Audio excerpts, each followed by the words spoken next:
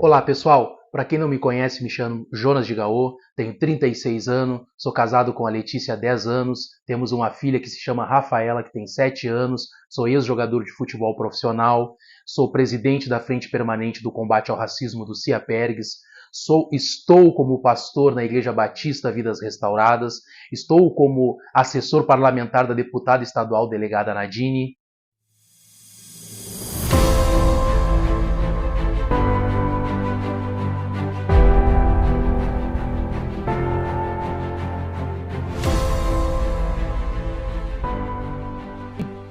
É que na verdade eu cuidava de carro antes de trabalhar com a madrinha.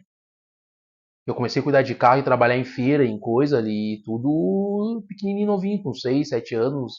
Eu já tava na rua. E onde tu guardava o dinheiro? Porque tu tinha quantos Ah, anos? tinha 6, 7 anos, né, mano? Então guardava o dinheiro embaixo da meia, né? Por quê? Com medo de as pessoas daqui a pouco roubar o cara. Então, muitas das vezes a gente tinha medo dos maiores para os maiores não virem e tomar o dinheiro que o cara conseguia. E tu teve pai presente? Não, nunca tive pai presente, né? Tive um padrasto que muitas das vezes tinha que se matar para trabalhar para poder trazer o pão de cada dia. E muitas das vezes ter que trabalhar de catador de lixo, né, para poder trazer o pão de cada dia para mim e para minha irmã lá para casa. Uma vez eu ouvi, tu comeu comida do lixo? Comida do lixo nunca comi assim, eu já comi que nem toda criança, né, às vezes tem aquela vontade de comer um cachorro quente, comer um X, de comer alguma coisa diferente. E aí nos jogos tu pedia e as pessoas te davam o resto do lanche delas e o cara comia faceiro, né? Aquilo ali com maior alegria porque tu não tinha, mas tu tinha vontade de querer comer um X e um cachorro quente. E tu trabalhava como gandula no Olímpico? Sim, é que começou a questão da minha vida, primeiro pedindo trocadinho, cuidando de carro, aí depois eu passei a trabalhar vendendo bebida com meu tio, com a minha tia, e depois eu passei nos dias de treino na semana, eu ia até o Olímpico para ficar de gandula para os jogadores para ganhar alguma coisa. E aí alguém te viu lá? E aí naquilo ali, né, o segurança, o Pedrão, que cuidava dos gandulas, ele via a gente brincar com bola e ele falou, tá, Sararato, não tenho vontade de ser jogador de futebol. E aí eu peguei e falei para ele, sim, assim como toda criança tem, eu também sonho em ser. Ele falou, então traz a tua mãe que nós vamos te colocar na escolinha do Grêmio. É uma pergunta bem interessante agora. A tua mãe, qual era a profissão da tua mãe? A minha mãe, né, ela fazia meio que de um todo, porque eu lembro na época quando criança, ela era faxineira, aí no ser faxineira, só aquele serviço de faxineira não sustentava a nossa casa, aí ela vendia lingeries e ainda nós vendia churrasquinho nos jogos. E como é que foi? Ela conseguiu ir? Ela te levou no Olímpico? Ela te levou no Grêmio? Ela... É, a questão do futebol eu sempre falo porque a minha mãe, ela foi uma vez para poder fazer a minha matrícula. Outra vez que ela foi na questão de um jogo, de um título, e foi as únicas vezes que eu consegui ter a minha mãe dentro de um campo de futebol, isso antes de profissional e depois de profissional. E na questão, então tu começou jogando a escolinha do Grêmio e te profissionalizou no Grêmio. Eu comecei na escolinha do Grêmio e aí eu tive muito suporte de muitos pais dos colegas que jogavam comigo, né, que me levaram para outros ambientes e me proporcionaram outros lugares. E aí dali eu passei a jogar em outras escolinhas, Monte Serra, Esporte Sul, até eu me profissionalizar no São José, no Zequinha.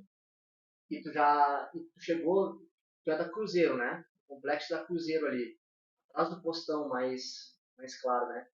Tu chegou jogando profissionalmente, tu chegou a sair do estado ou tu só jogou no Cruzeirinho só e ficou só jogando gauchão? Não, eu falo que, graças a Deus, e assim como todo jogador, ele tem um sonho e almeja a jogar profissional primeiramente e depois jogar num grande clube, né? E eu tive essa oportunidade de sair jogar em Portugal, jogar na China, mas Portugal eu falo que foi o marcante da minha carreira, porque quando eu cheguei para jogar o primeiro jogo contra o Benfica, que eu entro no campo e que eu olho na minha volta o estádio lotado, né, e que eu olho na minha volta ali o time do Benfica, só jogador de seleção, que eu estava acostumado a jogar no videogame, e naquele momento me passou na mente, em fração de segundos, me passou um filme que eu desandei a chorar, sabe? Porque naquele momento nem eu imaginava que eu era capaz de chegar naquele lugar e de estar naquele lugar e da onde eu saí e aonde eu estava naquele momento.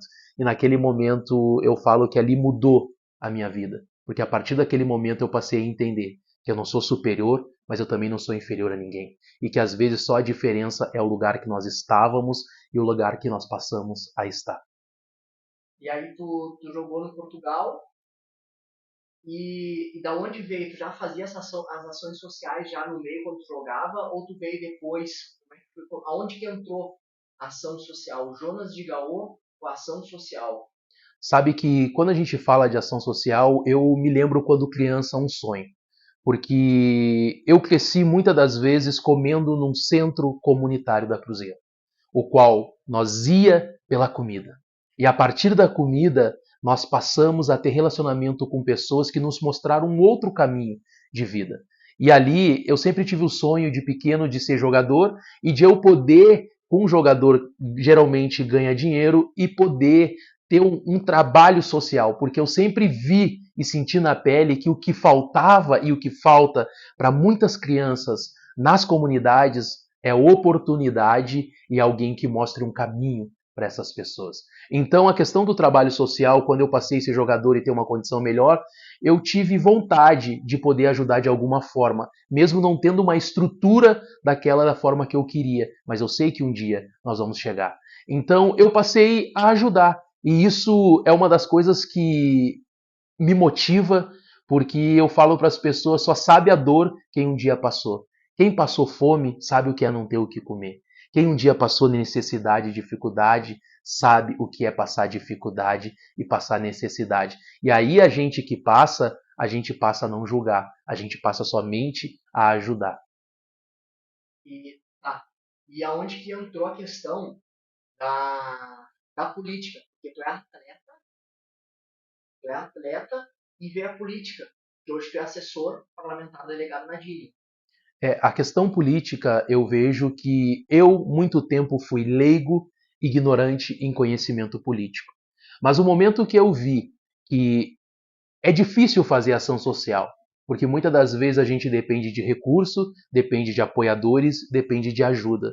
E eu vi que muitas das vezes a gente tem direitos já constituídos, mas por não ter o conhecimento ou por não ter um canal, por não ter um caminho, a gente acaba não chegando em lugar nenhum. E eu vi na política a forma que a política verdadeiramente representa e o que ela pode fazer para as pessoas e o que muitas das vezes ela já faz, mas as pessoas não sabem. Eu passei a me interessar, passei a estudar, passei a me envolver, porque eu vi que na política a gente pode ajudar muitas pessoas. Eu queria te fazer uma pergunta agora muito específica, falando sobre ser pai. Tu é pai de uma princesa, certo? E me conta um pouco, porque tu não teve a criação de um pai, tu falaste ali que foi um padrasto. Como é que foi essa... Hoje tu tem contato com teu pai, tu viu teu pai, não tem contato com teu pai. E já fala um pouco também a respeito, desculpa te cortar, e a respeito também um pouco sobre a tua filha. Como é ser pai de menina? Sabe que é muito difícil isso falar sobre pai, porque eu há muito tempo eu bloqueei algo dentro de mim, escondi algo que a minha defesa era falar que pai é quem cria, não quem fez. Porque por não ter um pai biológico presente e ter um padrasto presente, para mim o meu pai sempre foi meu padrasto. Mas a partir de eu crescer, ter uma maturidade, ter um entendimento de ir atrás do meu pai, de procurar escutar o meu pai e de ver que ele não era aquilo que eu imaginava e passar a respeitar ele e me colocar no lugar dele, passar a entender ele sem julgar, sem apontar, hoje a gente tem uma proximidade.